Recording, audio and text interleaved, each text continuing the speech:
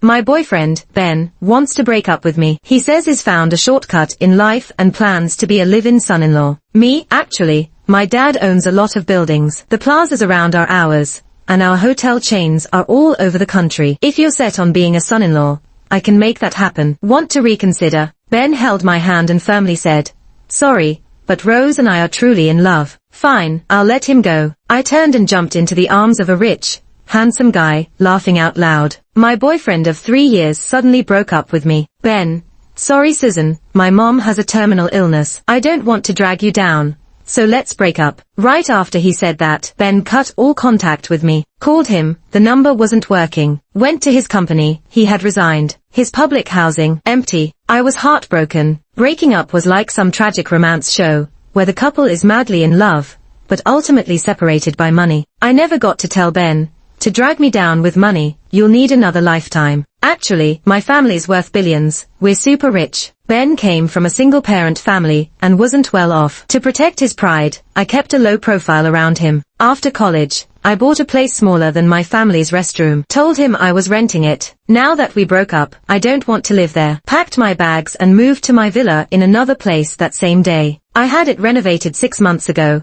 planning to gift it to Ben for his birthday this year. Didn't expect that as soon as I entered the neighborhood, I'd spot Ben. Ben was with a chubby woman, about 3 times his size, and she smiled so hard her eyes disappeared. She looked very cheerful. Beside them, Ben's mom was in a floral dress, glowing, not at all like she was terminally ill. I was confused, then heard Ben's mom happily saying, "Rose, did your dad really agree? Once Ben marries in, he'll give us the villa." The chubby woman nodded vigorously, speaking in a hoarse voice. "Yep.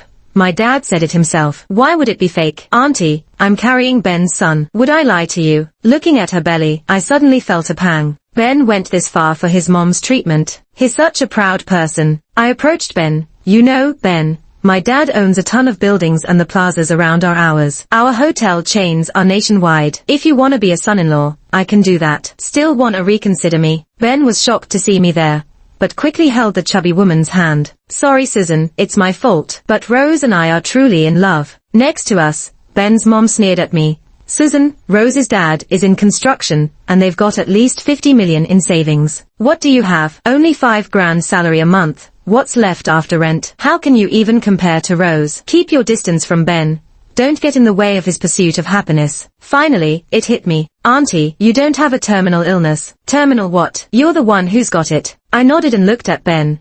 "So you said your mom was dying, but turns out you were cheating. You've even got a kid." I'm one of those people who's slow on the uptake sometimes. After parting from Ben's group, I went home, took a shower, changed into fresh pajamas, lay in bed, and only then did I start getting angry. I cursed Ben and his mom for a while, then decisively shared my ordeal with Betty. Through the screen, Betty sounded like she was about to explode. How could Ben be such a jerk? Pretend his mom's dying so you won't find out he cheated. And his mom's so vain. "Susan, you can't just let this slide." Fired up by Betty, my own anger flared up too. "Yeah, I can't just let this go. If I lost to Rose over other reasons, I'd get it. But losing to money, no way." Betty sent over a mischievous GIF. "Susan, I've got a plan. Ben wants to be a son-in-law.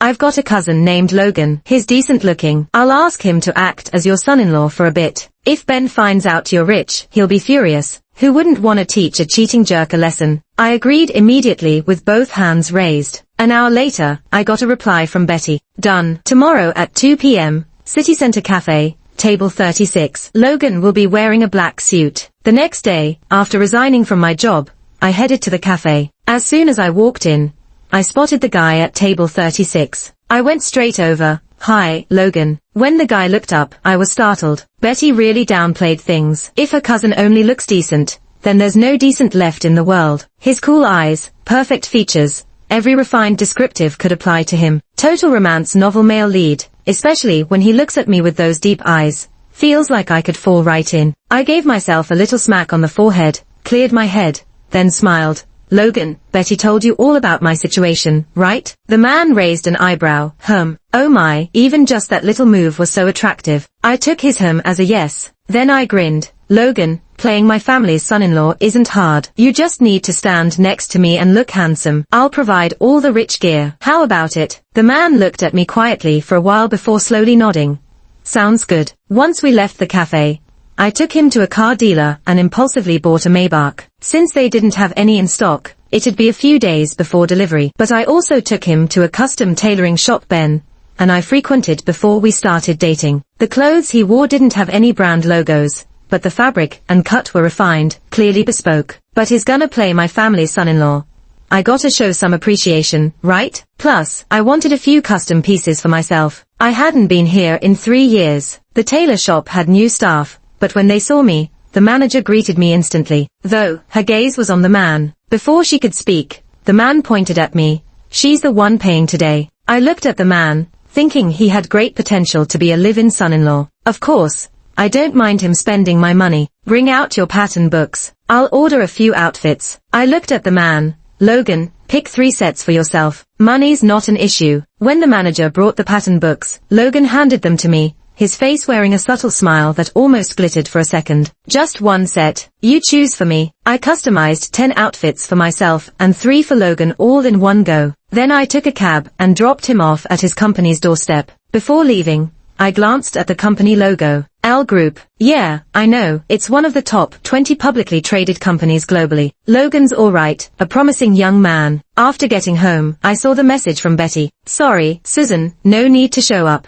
My cousin said something came up last minute, so he won't be there. Don't wait around. I replied with a meme. No worries, everything's settled. Once I pick up the car, I'm gonna go mess with Ben. So, I lounged around at home for 3 days, sleeping after eating and eating after sleeping. Finally, on the 4th day, the dealership called for me to pick up my car. As soon as I stepped out, I heard that all too familiar voice. Ben, auntie, my car's dope, right? My dad spent over 20 million on it. Great. Bumped into Ben and Rose again. Rose was showing off in front of a black Maybach, just exuding that nouveau riche vibe. It's nowhere near the class of a true tycoon. And Ben and his mom, they've got that deer in headlights look. Ben's mom even rubbed the Maybach emblem. Rose, did you tell your dad to get Ben a car when you two get married? Don't worry, I did. Dad said anything under 10 million, Ben can choose. I quietly passed by, but being good-looking always draws attention. Susan, why are you always hovering around? Ben's mom faced me,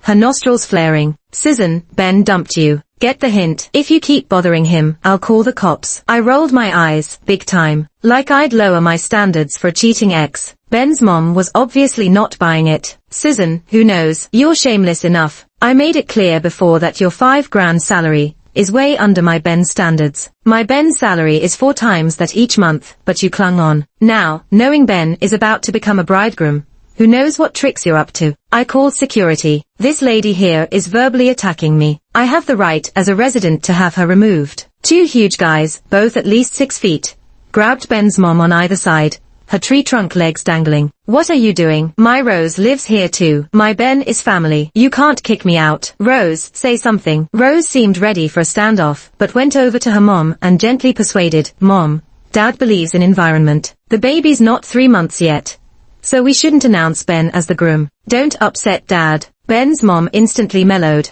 Got it, got it. She schmoozed the guards. Hey fellas, let me down. I'll leave on my own. Tugging Ben along, she exited, giving me a death glare like she'd be back. Wow, talk about groveling. Can't wait to see her face when she learns I'm loaded. Soon, I picked up my car, and the salesman drove me back. Sitting shotgun in the Maybach, I got a call from an unknown number. Wouldn't you know, it was Ben. What's up? Ben hesitated, then sighed. Susan, I know I did you wrong, but you shouldn't degrade yourself like this, right? What's that supposed to mean? Susan, tell me honestly, did you move into a villa? Yeah, Susan, you're young, got a great future. Don't be like those women who seek sugar daddies for vain luxury. Knowing that breaks my heart. I chuckled, annoyed. You never really know how low some guys can go till you break up with them. Ben, you chasing money is okay, but I can't. How double standard can you be? And stop with the faux concern, you cheating jerk. Go enjoy your rose. Hung up on his sorry ass and blocked him, fuming as I looked out the window. The salesman chimed in, Miss Susan, what guy's crazy enough to? I sighed. What can I say? I was just too broke. The salesman wisely shut his mouth, though his gaze seemed a bit sad. Before reaching home, I spotted a familiar face.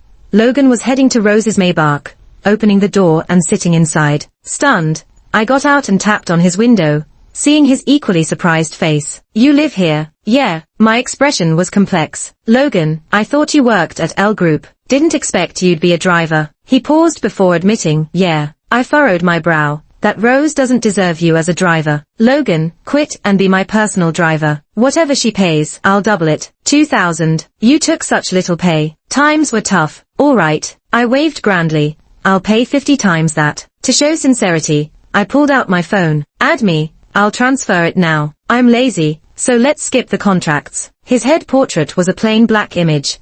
Just a simple L for the name. I'm Susan. What's your name again? Logan. He sent it right over. Nice name. Thanks. And I wired him 10 grand right then. It was soon time to reclaim some pride with Logan. Betty, our unremarkable gossip maven, found out Ben planned to propose to Rose this weekend. Big show, inviting college buddies for proof of love. That day, Logan suited up in his custom-made, came by at 5:30. We rolled out in my newly plated Maybach, arriving precisely at Golden World. When I got there, Ben was proposing to Rose, kneeling with a ring. Rose, I love you. I'll be good to you forever. Marry me. Rose sobbed, extending her hand. He fiddled with the ring.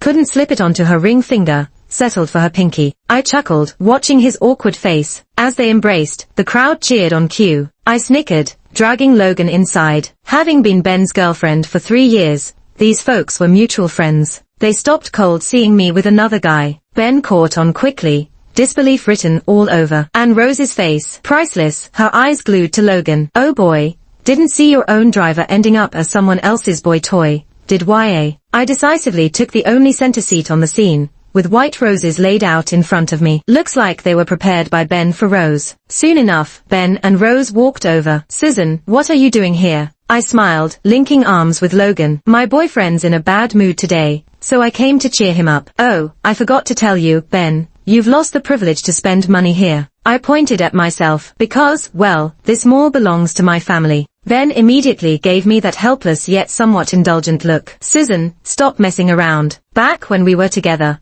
that look would make me cave instantly. But now, it just makes me want to puke. I directly called the manager. 5 minutes later, the manager stood before me, all respectful. Miss Susan, what can I do for you? I pointed at Ben. Show him and Rose out. Ben's expression changed, and he stepped forward to argue, but Rose tugged his sleeve and whispered something. Ben quickly pursed his lips. Susan, is it really worth it to put yourself through this just to get back at me? I pulled Logan to my side, yanked his tie down to make him bend over. Way better looking and cooler than you. Even every pore on his body is worth more. With that, I gave him a peck on the cheek. Ben, can you leave now? Watching Ben walking away with Rose in his arms, I suddenly felt a bit underwhelmed. Too weak, not even qualified to be an opponent. I called my dad's private jet to take me on a trip abroad. When I got back home, the weather seemed to have changed. Rose was kneeling beside Logan's leg, crying hysterically. As she wept, she wailed, Mr. Logan, please don't fire my dad. If my mom finds out, she'll kill me. Logan took a couple steps back in what seemed like distaste. Ben and his mom stood off to the side,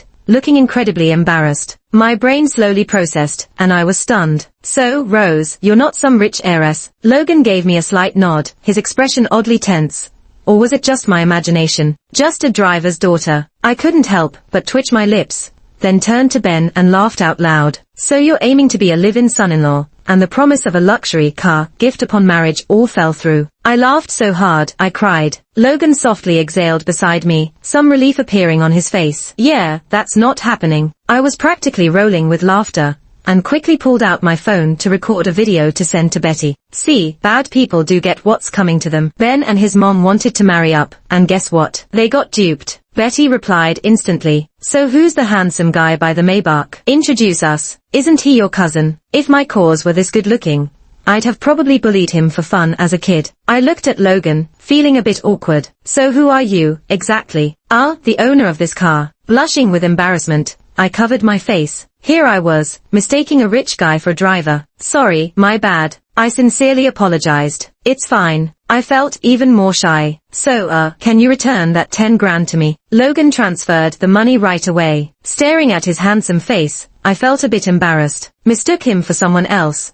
then demanded my money back right in front of him. Out of courtesy, I asked, would you like to come in for tea? Dragging my luggage, I figured Logan would politely decline. Who would have thought he'd actually agree? Sure. I opened the door to my family's villa. We didn't even get inside when Ben's mom loudly complained. Ben, even though Rose lied about her background, she's still a decent girl. Look at Susan. She moved on just after breaking up with you, and now she's shamelessly inviting other men over. So Ben's mom, missing out on a wealthy daughter-in-law, decided to vent on me, her. I dropped my luggage on the floor and called the butler. In no time, the butler and maids came out. Welcome back, Miss Susan. Miss Susan, you must be tired from your travels. The maid picked up my luggage and took it inside. Ben and his mom's expressions got even more entertaining. I had no idea someone's face could show such a rainbow of emotions. As I invited Logan in, Ben's mom suddenly came over and took my hand. Susan, is this your house? Why not invite us in now that we've bumped into you by chance? Ben's face shifted a bit. Mom, Susan just got back. Let's not bother her. Oh, it's no bother at all. Ben's mom looked pointedly at Logan. You and Susan were each other's first loves.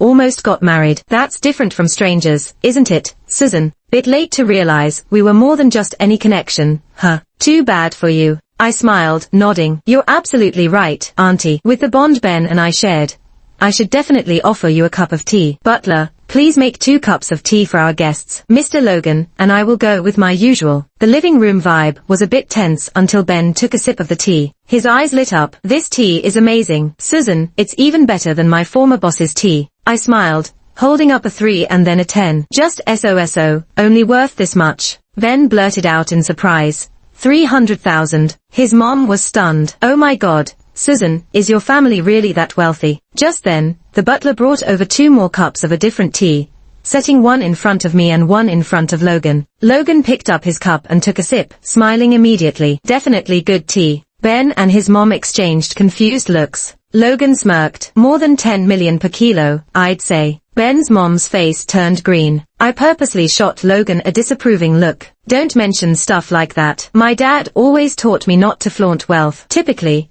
I never speak of my rich background, but I've been lucky to meet kind people, like my ex over there, who values integrity over wealth. So I've never been exploited. Highlighted Ben's virtues, and he and his mom instantly relaxed into smiles. I sighed. Hey, I used to be so naive. Even trying to win over my ex with money. Told him my family's worth billions and got rejected right away. From him, I learned a valuable lesson. True love can't be measured by money. Their smiles froze. I looked sincerely at Ben's mom. Did you know, Auntie, I planned to gift this villa to Ben for his birthday. It's a pity, but rest assured, I have principles. Break up means break up. I won't interfere with his new relationship. Ben's mom stood up quickly, surveying the villa's first floor with a pained look. Ben soon followed suit. His mom started to say something, but Ben pulled her back. Susan, I promise I'll make this up to you. I'll give you an explanation. And with that, Ben and his mom ambled off, with Ben pulling his mom along. When I got to the villa entrance, I vaguely heard him say something like, Mom, don't get involved in this. I know Susan. I'll win her back. Win her back. That word made me feel sick to my stomach. I couldn't help but shiver. Right then, Logan next to me said, Susan, Ben's not right for you. I paused, then laughed and said, you got it wrong. Of course, I know a jerk like him isn't my match. I was blind before, but I'm wide awake now. Then, I called the maid over and told her to toss out Ben and his mom's used slippers and teacups. Even the places they sat or stepped on had to be disinfected with alcohol. Logan chuckled at this. I instinctively asked why he was laughing. He pointed to his face, worried someone might kiss and run, leaving me without responsibility, he joked. My face turned as red as a tomato, and I stuttered out a reply. Sorry, that was a misunderstanding. I thought you were Betty's cousin. Logan raised an eyebrow. So, if it was someone else, you'd kiss them too? No way. I stood up quickly to explain. It's just 'cause you're so handsome that I acted without thinking. Let me tell you, Logan, I'm not that kind of person. After saying that, I realized it sounded all wrong. Even the butler and maid in the room were laughing discreetly. I felt about ready to explode from embarrassment. Logan laughed too. Susan, sorry to bother you today. Let's find a time, and I'll take you out for dinner, he said before he left. Behind him, the butler commented, Miss, Logan seems like a good guy. I shrugged. He's alright. Just a billion times better than Ben. After coming back in, I took a shower and hit the sack. I woke up past 2 in the morning, grabbed a pillow for my back, and started scrolling through my phone. Ben had sent me over 100 messages. I skimmed through a few. Susan, I'm the blind one. I was tricked. I really thought my mom was terminally ill. That's why I compromised and got together with Rose. Turns out, she's nothing but a fraud. Susan, she's not even worthy to hold a candle to you. I swear I'll never do such a thing again. Can you forgive me? Talk about nerve. He finds out I live in a villa and then comes crawling back begging for forgiveness. How did I not see through his act before? I sent back a mocking emoji. Ben called immediately with a new number. As soon as I picked up, I heard Ben's eager voice. Susan, you're finally responding. Have you forgiven me? Forgive him. Not in this lifetime. Cheating is unforgivable. Then Ben was like, Susan, I just knew you'd forgive me. We have so many beautiful memories, and I'll never forget them. Listening to Ben wax nostalgic about our past just made me feel queasy. I put my phone on silent and laid it by my pillow, then grabbed my tablet to binge-watch some dramas. I accidentally clicked on an angsty love story short series, only 10 episodes. It was cheesy, but had me crying my eyes out. I wiped my tears and blew my nose, then checked my phone. Holy cow, Ben was still on the line. I turned the volume back on. Ben was acting all sentimental again. All right, Susan, stop crying. I know you still love me. Everything that happened was my fault, okay? I swear I'll treat you twice as well in the future. Yeah, twice as good to my money more like. I didn't want to waste any more words on him, so I hung up with a click. You used to look down on me. Now, you can't even measure up. The following days, Ben stopped bugging me. I thought he'd finally gone away for good. Turns out, on my 24th birthday, just as I was about to drive my Maybach to pick up Betty for some fun, I saw Ben and his mom. One had a big teddy bear and the other carried a cake. Worth noting, Ben's dark circles looked like they belonged on a panda. Seeing me, they perked up right away. Susan, happy birthday. Susan, we've always spent your birthday with you. Let's do it together this year too. I gave Ben a half smile and said, no, it was never you two, just you. Ben's mom never liked me, so on my birthdays, she played it deaf and dumb, never even sent a message. And every time Ben and I were dining out, she'd always find some excuse to call him back before we finished. The fact that I stayed chaste with Ben for 3 years owes a lot to his mom. Ben's mom had an awkward look. Susan, that was just a misunderstanding. I wasn't well back then. I just kept staring at her with a smile till she felt uncomfortable. She rubbed her hands and pointed at the cake. Susan, this cake. I casually tucked a loose strand of hair behind my ear. Sorry, I only eat black swan cakes. Ben pulled his mom aside.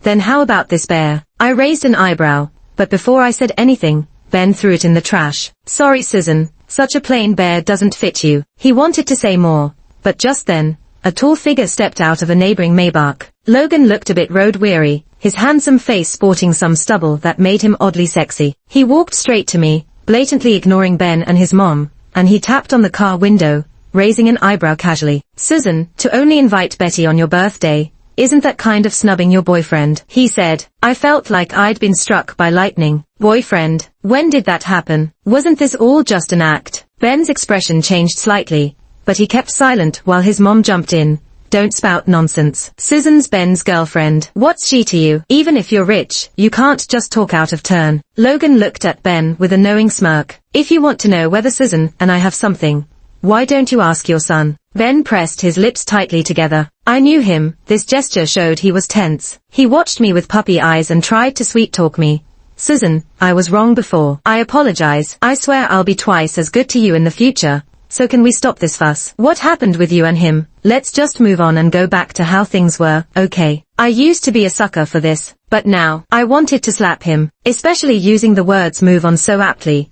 Crafted so well he drained all the anger and hatred I had for him. In the past, I was blind. Not only did this man not deserve my love, but he didn't even deserve my hatred. I smiled, looking at Logan. Honey, I'm sorry for ignoring you. How can I make it up to you? And just like that, I followed Logan back to his place. It looked just like my villa, but with a grey and white, minimalist, modern design. Though there were no maids, it was incredibly clean. I sat on the couch, and he brought me a cup of hot water. I asked him, do you hire someone to clean? No. Logan chuckled. I'm kind of a neat freak. I don't like strangers in my space, so I clean it myself. So I guess I'm not a stranger, huh? I blushed a bit. Thinking about him cleaning his place made me picture him in an apron, scrubbing the floor. And my face got even redder. I took a big gulp from my water cup. Someone placed a hand on my forehead. Feeling hot, I quickly scooted to the side a bit. Oh man, I feel even hotter now. Logan chuckled softly. Sorry, I've been on a business trip. Just got back today. It's not that I didn't want to text you,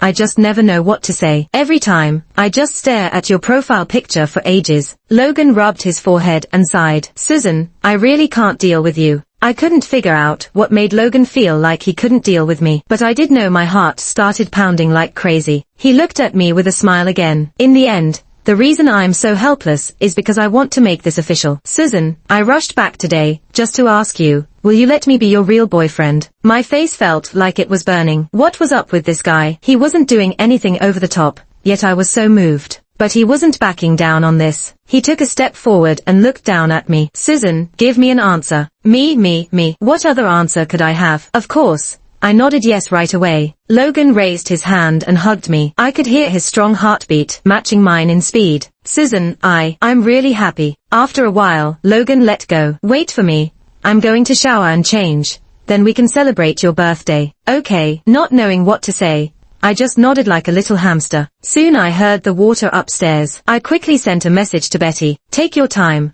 I got held up. Probably about 30 minutes. Betty asked what was holding me up. I sent a shy emoji. Boyfriend. Not Ben, right? Relax. It's the guy by the Maybach. Alright, take your time. Half an hour might not be enough. Logan was definitely the kind of guy who took your breath away at first glance, and even more so after a second and third look. After Betty got in his car, she was stunned. She kept nudging me, giving me looks. So handsome, like a movie star. Betty wasn't exaggerating. I felt a little proud. Of course, my taste is impeccable. Betty rolled her eyes, clearly hinting at Ben. She wanted to hear the story of me and Logan. With half an hour of driving, I told her as if it were a story. In the end, she was more excited than I was. Susan, I'm the matchmaker for you and Logan. Transfer me some gratitude money. Before I could transfer anything, Logan passed back a gift box stuffed with cash from the front seat, already prepared. Betty gave him a thumbs up. Smart. Logan planned my birthday perfectly. We got home at exactly 9:30. Betty eagerly called me. She praised Logan up and down like an essay. She finally concluded. Susan,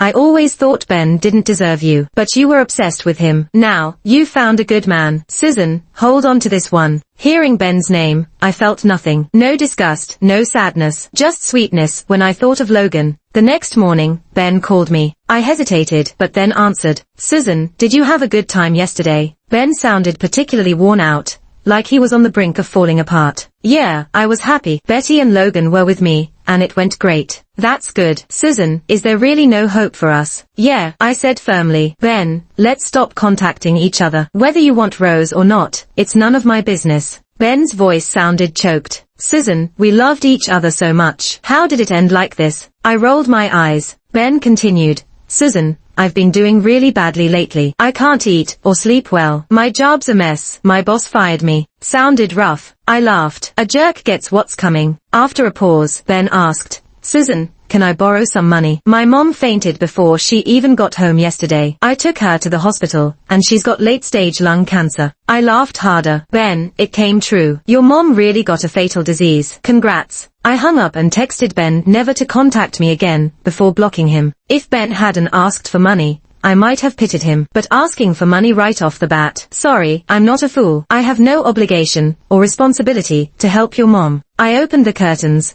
took a deep breath of fresh air and stretched. Morning. Logan's voice came from across. I froze, saw him in navy loungewear smiling at me from the balcony. His eyes felt like they were full of warmth. I touched my messy hair and quickly ducked away. Logan called me on the phone. Come over for breakfast. I made ramen. Of course, I went. Eating his ramen, sitting in his place, I didn't dare look directly at him. After finishing, Logan took the bowls to the sink. Wearing a plaid apron, moving skillfully, he looked so handsome from the back. Once he was done, I turned to his unopened TV in a hurry, looking for the remote. Logan, I wanna watch TV. Sure, what do you want to watch? Anything. He really picked anything. A movie was on, and the leads were making out passionately. I felt awkward. He quickly changed the channel. It got even more awkward. Now the leads were getting intimate in bed. Feeling even more awkward and a little warm, I reached for the remote, only to grab Logan's hand. He looked at me just as I looked at him. Logan tossed aside the remote and leaned in, cupping my face. Before he could lean down, I quickly blocked his mouth. Did I come off too eager? After dating Logan, I realized I never really dated before. I just felt lonely. He's a perfect boyfriend, cleaning, cooking, even when traveling. he always keeps me updated. He'd answer my calls even in meetings. By our 3rd month, he was already planning our future home. Took me to see new houses, decided on a style, bought it outright, and put my name on it. If it wasn't for me thinking about him intentionally, I'd have forgotten about Ben. But I didn't expect to see him again. Clean clothes, visibly thinner. He knocked on my car window with a smile. Now Ben seemed creepy, and I didn't dare open the door. He wasn't in a rush, patiently persuading me. His eyes looked eerie, like someone possessed. Susan, open the door. I have something to discuss. I was even more hesitant. I reached to roll up the window that was down a third. Just as the window moved, his hand shot in, yanking my hair hard. Susan, you won't open the door for me. You think you're something just because you have money, looking down on me and my mom. Ben's voice was terrifying, like he'd lost it. I was scared, scrambling to pry his hand off. He tightened his grip. If it wasn't for you, would I have been fired from the company? You know who the president of the L Group is, right? It's Logan. He was jealous that I was your ex-boyfriend, so he fired me. And if it weren't for you making my mom angry, would she have gotten a terminal illness? If you had loaned us the money, would she have been so desperate as to jump off a building? Susan, you owe my mom a life. Ben, you're really sick. I don't know where I found a small knife, but I quickly slashed his hand with it. He let go in pain. I rolled up the car window just in time. Ben turned and started banging his head against my car window until he was bleeding. I tried to drive off, but he blocked my way. He stepped back a few paces and then knelt right there in front of my car. He kept bowing his head to the ground, murmuring something. I couldn't hear it clearly until I rolled down the window. Susan, I'm sorry, please forgive me. I promise I'll never cheat again. Can't we just go back to how it was before? I called the police and the hospital one after the other. Logan arrived just as Ben was being taken away in the police car. He hugged me tightly, his whole body shaking. His voice was almost incoherent. Susan, you're okay. Thank God you're okay. I snuggled up in Logan's arms,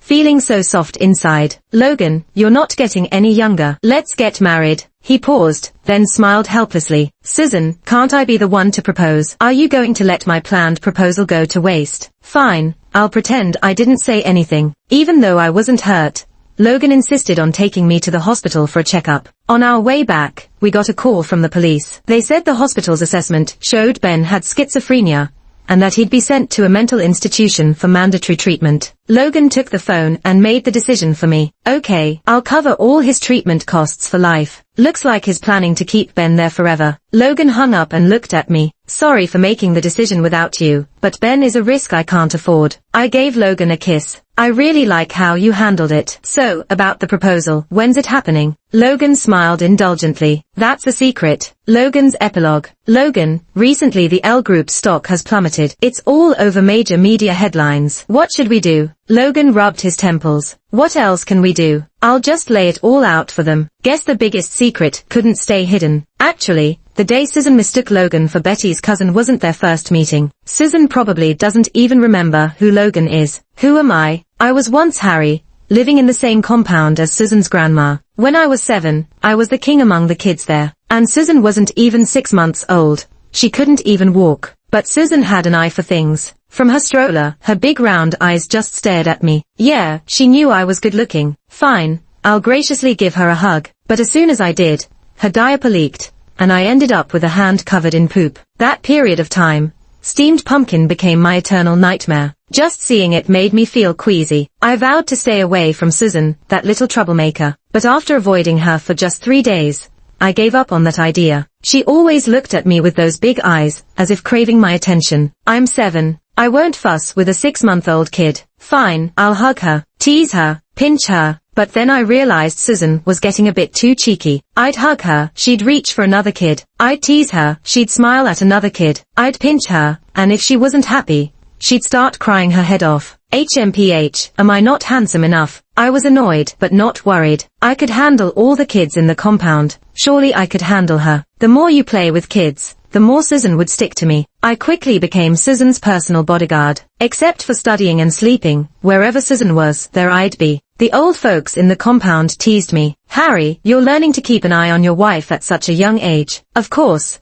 I knew what the word wife meant. I looked at Susan's round little face. I thought it'd be nice to take care of her until she could cook for me. So, I nodded earnestly. Yep, gotta watch over my own wife. 2 months later, I lost my wife. Susan went home with her mom, and my wife was gone. The day she left, I sat alone on the steps in the compound, daydreaming. My friends who hung out with me came to ask, "Harry, what's wrong?" I shook my head. "You wouldn't understand my pain. After all, not everyone has a treasure like a wife." Without Susan, I became much more introspective. Grown-ups often praised me for being steady and sensible, but little did they know, I was forced to mature. Luckily, Susan's family returned to the compound for the new year. Susan had grown taller, learning to walk, wearing a little padded jacket. Her chubby cheeks looked just like cotton candy.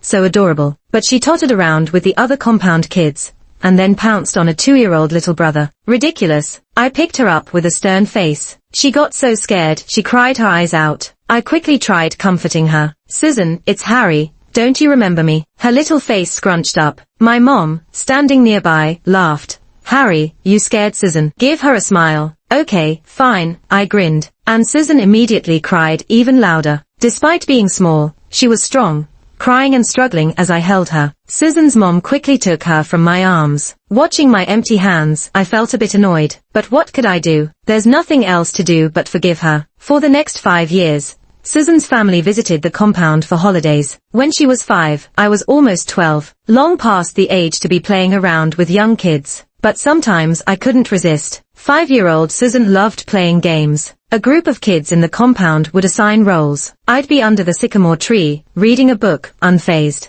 until Susan grabbed a little brother and said, "You're the dad.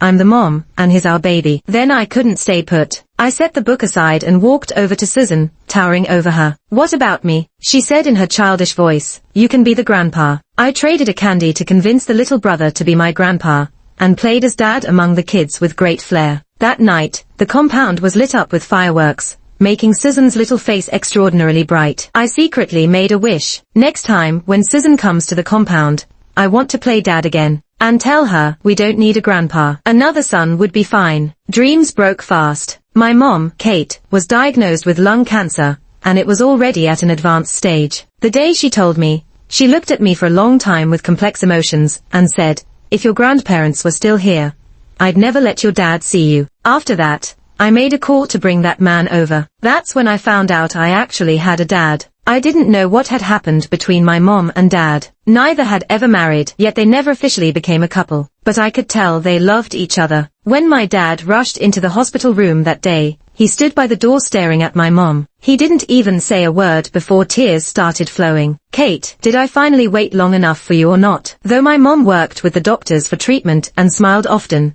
you couldn't deny she was getting worse every day. In less than 3 months, she passed away. She left me 3 things. First, the house in the big courtyard. Second, a piece of advice. "Harry, I was too stubborn back then, and I missed out on so much. I've realized now, life is short, and happiness is what's truly important. So, Harry, if you find someone you love, make sure you marry them." Third, a brand new name, Logan. On the day of my mom's funeral, I looked at my dad and realized he seemed to have aged 20 years overnight, with so much gray hair. I recalled my mom's words and Susan's face popped up in my mind. But after that, I never bumped into Susan at the courtyard. First, her grandparents moved out, and second, my chances to visit the courtyard were few and far between. Because Logan wasn't just a new name. Grandma's illness had already put the family in a fragile state. My arrival stirred things up even more. My dad, being the eldest, was supposed to inherit the largest share of the family business, but he remained single and showed no interest in marriage.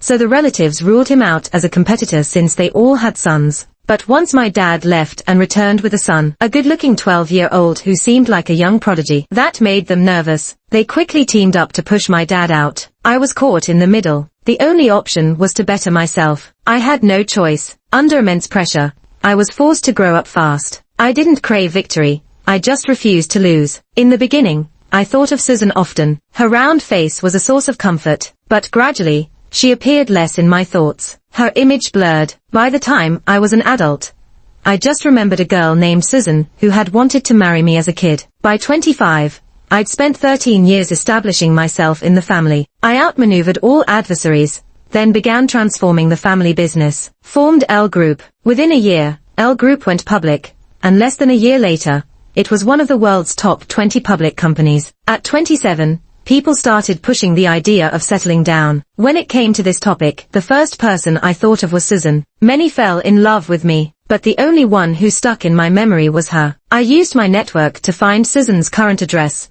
and got her ID photo. I had never seen such a vibrant passport photo. Her eyes sparkled like the sun, bright enough to light up my own face with a smile. A girl with good taste like that deserved to be beautiful. Not pursuing her as my wife would be such a waste. But Susan's family wasn't much different from mine. She was adorable and an only child, likely cherished and spoiled. How would I win her over? I looked online. Mixed reviews. Not reliable. So, I signed up for a premium relationship course. They say, to keep a wife, you've got to know how to cook first. 6 months into it, I mastered the essence of 8 cuisines. When I become a husband, I could guarantee a different cuisine every day of the week. Happy with my achievement, I planned to meet Susan again. I networked my way in, using her mom as a contact. She liked me and agreed to have Susan meet me for a date. I was confident things would go smoothly, maybe even leading to marriage. But before I even met her, Susan rang me up. Her voice was soft and sweet. Started with, Mr. I was stunned. She used to sweetly call me brother. But in just 20 years, she changed. More shocking was her second line. Sorry, Mr. I have a boyfriend.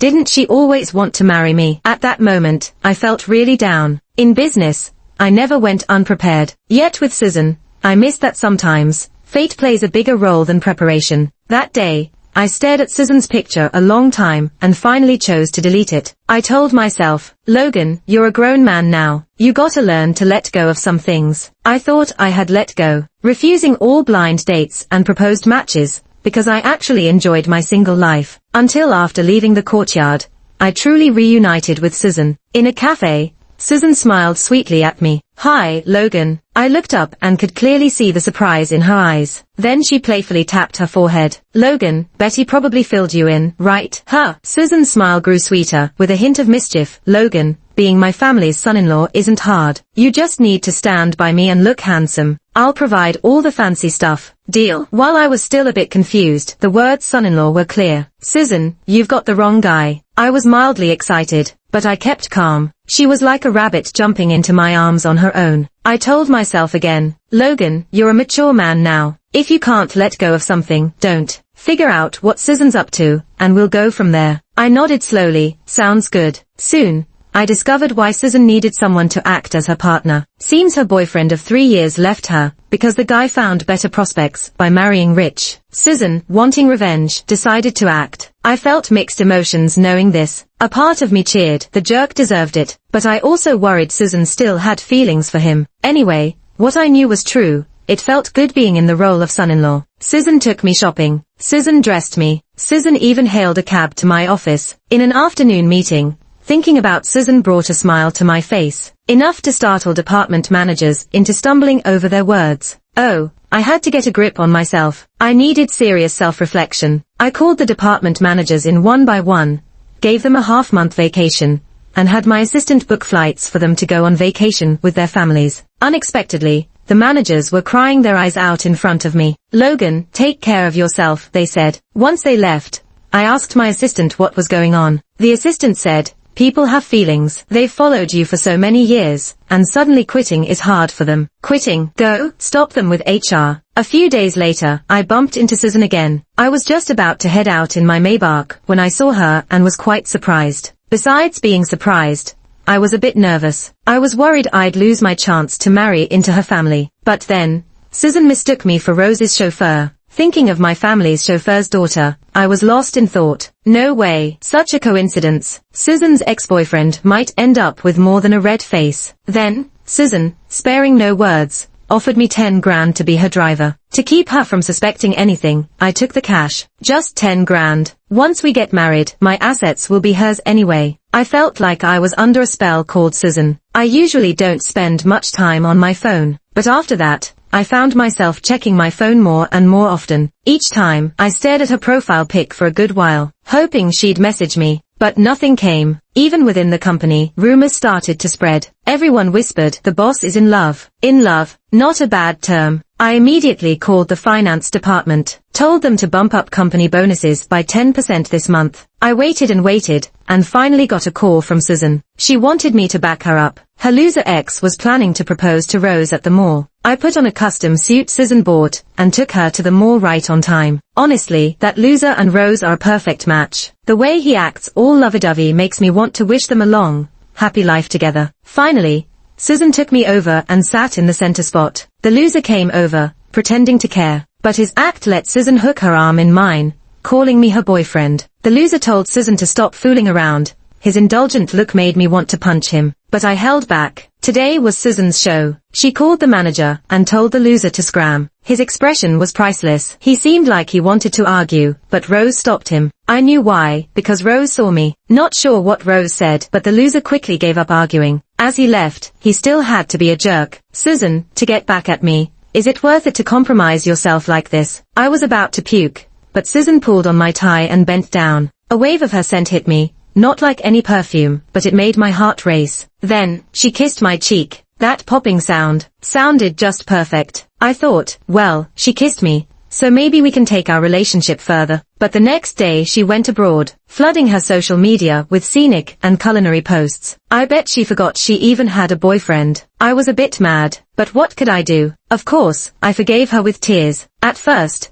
I thought it would be best for Susan to discover Rose's fake wealthy act on her own. The thrill in that moment, only she could feel it. But I didn't expect Rose's family to be so audacious. A business trip got postponed, so I witnessed Rose's grand show. The driver, usually humble in front of me, strolled into my house like he owned the place, plopping onto the sofa. Rose followed, sitting on the other side. Ben, Auntie, it's not your first time here. Make yourselves comfortable. I was in the study, watching the scene on surveillance, feeling my blood boil. The show went on. The driver patted his belly. Ben, once you and Rose marry, this house will be yours. The jerk's mom was thrilled. Then whose name will be on the deed? Of course, Ben and Rose's. Yes, yes. Having Ben marry into your family is our greatest fortune. Listening to her endless praise, I couldn't take it anymore. I changed into fresh clothes and slowly went downstairs. I watched as Rose and the driver's faces twisted in fear when they saw me. I poured them a warm cup of water, smiled, and told them to leave. They left the villa. I cleaned up the place, disinfected it thoroughly, and stepped outside.